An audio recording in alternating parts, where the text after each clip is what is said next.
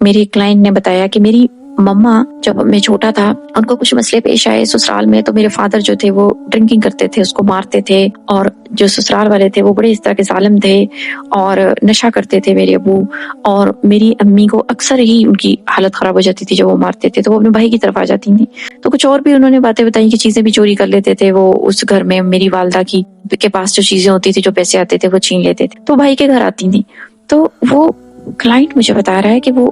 میری جو مامی ہے وہ ہمیں گراج میں سلاتی تھی، ہم سخت سردی میں گراج میں سوئے ہوتے تھے، وہاں سے سب لوگوں کا آنا جانا ہوتا تھا، وہاں ہی پہ ان کی گاڑیاں کھڑی ہوتی تھیں، وہاں سے گیٹ کھلتا تھا، وہ آتے جاتے تھے، اور میری ماں اور مجھے، ہمیں ایک بیڈ دیا گیا تھا، ہم 2 بھائی تھے اور ایک بہن تھی، تو ہم تینوں بچے اس ایک بیڈ پہ، جو ایک سنگل بیڈ تھا ایک پرسن کے لیے، ماں کے ساتھ لگ کے لیٹے ہوتے تھے۔ اور اگر گرمیوں میں کبھی ہمیں آنا پڑ گیا ہے تو ہم اتنی مشکل میں ہوتے تھے، سب لوگ اندر اے سی میں سوتے تھے اور ہمیں گراج میں لٹا دیا جاتا تھا۔ شدید نفسیاتی پرابلمز کا شکار تھا وہ پرسن، جب وہ مجھے بات بتا رہا تھا اس کی پرسنالٹی اتنی ڈیمیج تھی اس کی پرسنالٹی، اس کے بھائی کی بھی، اس کی بہن کی بھی۔ جب وہ مجھے بات بتا رہا تھا تو میں اس کی بات سن رہی تھی، مجھے یقین نہیں آ رہا تھا کہ سوسائٹی میں ایسے لوگ بھی ہوتے ہیں۔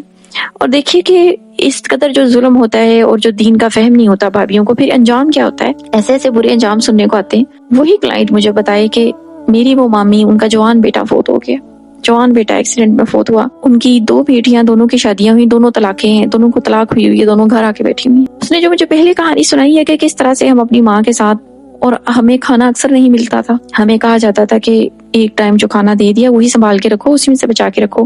اور اکثر ہمیں سوکھی روٹی، ہم بیٹھے اپنی ماں کے ساتھ باہر کھا رہے ہوتے تھے، اور اندر طرح طرح کے کھانے اور پکوان بن رہے ہوتے تھے۔ وہی بھائی جنہوں نے بہن کو اس قدر اذیتیں دیں، اور جس وقت وہ مجھے بات بتا رہا تھا کہ میری بہن اور میرے جو بھائی ہے ہم تینوں ہی نفسیاتی مریض ہیں، تو اس ٹائم وہ بتا رہا تھا کہ میری والدہ بحیات نہیں رہی، میری والدہ نے اتنے ٹارچر سے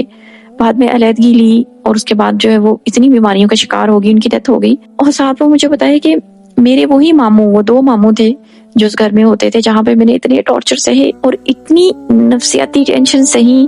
مجھے اتنا ڈی گریڈ کیا جاتا تھا، مجھے کمتر سمجھا جاتا تھا، میرے بارے میں جو میری مامیاں میرے سامنے ایسی باتیں کرتی تھیں جو میری پرسنالٹی کو ڈیمیج کرتی تھیں، اپنے بچوں کے جو چیز دیتی تھیں اور دے کے ان سے کہتی تھی کہ چھپا لو کہیں یہ نہ چھین لے، یہ غریب، یہ فقیر لوگ، اور طرح طرح کی ایسی باتیں کرتی تھی جو اس کی پرسنالٹی کو ان کی ڈیمیج کرتا تھا، ان کے بارے میں ایسے جملے بول رہے ہیں۔ آج وہی جب مجھے وہ بتائے کہ میری وہ مامیاں، دونوں کی بیٹیاں طلاق شدہ ہیں، اسی گھر میں رہتی ہیں، ایک بیٹے کو کینسر ہے، ایک کا جو بیٹا ہے اس کی ڈیتھ ہو گئی ایکسیڈنٹ سے، اور کہتا وہ مامیاں شدید ڈپریشن اور نفسیاتی مرض کا شکار ہیں اس وقت، اتنی دولت ہوتے ہوئے، اتنے بڑے بڑے گھر بنا کے، اتنی بڑی بڑی گاڑیاں رکھ کے،